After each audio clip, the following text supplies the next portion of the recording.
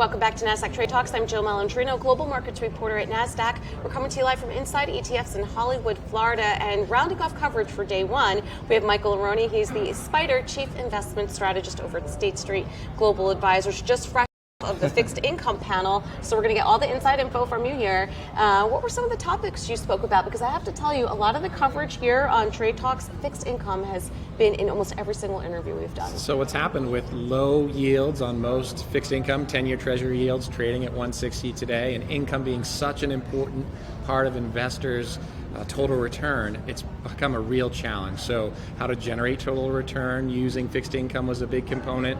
Certainly a lot about fiscal and monetary policy and the growth in ETF markets in terms of the tremendous year we saw in flows into the ETF market. As you probably know, we saw more flows into fixed income than we did equity for the first time kind of in a very long time for the ETF industry. I think particularly for financial advisors, having fixed income in the ETF wrapper is certainly helpful for their business, because it's not easy to maintain a fixed income portfolio. It's not like equities where you can just get in and out. Of course, you have multiple durations and some only trade by appointment. So I think it's been really helpful having that ETF wrapper. Going back to your outlook and what was discussed on the panel, what does fixed income look like for 2020? So one of the things we observed after a tremendous year last year in terms of flow is that as interest rates came down, the Fed cut rates, inflation expectations are low, investors got very aggressive with their fixed income allocations, junk bonds, convertibles, preferreds. And so our view is that much of the easy money has already been made. So we're suggesting that investors don't extend too much interest rate risk by extending maturities, or too much credit risk by dipping down into below investment grade bonds like junk bonds, for example. Staying shorter duration, high quality companies without a lot of interest rate risk seems to be the area to go for 2020. Yeah, longer duration, it's just not worth the risk the way the market is right now. Now, we're not anticipating a recession or a pickup in corporate default rates, so we're not overly concerned with market dynamics. It's just that you're not being compensated for taking that risk. It's about 50% below historical norms. It's that classic, you're picking up nickels in front of a steamroller. Love that Your expression. pockets are getting nice and fat, and eventually you get run over by the steamroller.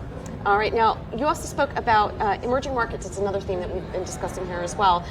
Did phase one with the U.S.-China trade deal change your outlook on that at all? Well, I think what's interesting is emerging markets, investors have sought out emerging market debt because it has higher yields, and there is this belief that it is a investment grade quality-like structure.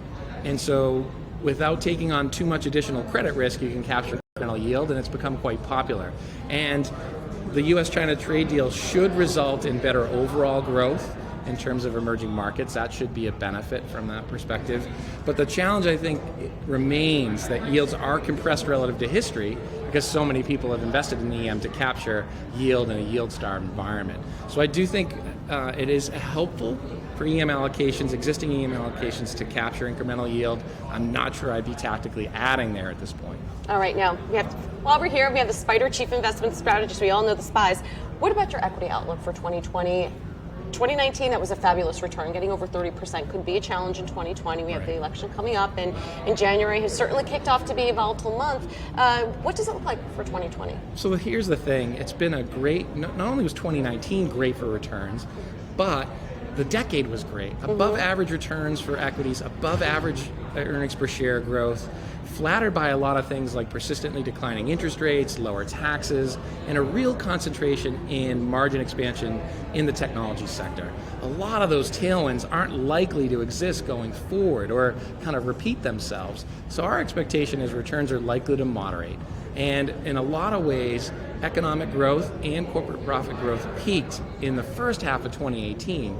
And during environments when those are slowing, you should pivot towards higher quality growth companies. So it is too premature, in our opinion, to get defensive or value oriented. So technology, healthcare, financials, industrials seem like good places to be in this market environment. All right, Michael, thanks so much for joining us at Inside ETFs. And thanks for joining me on Trade Talks. I'm Jill Malandrino, Global Markets Reporter at Nasdaq.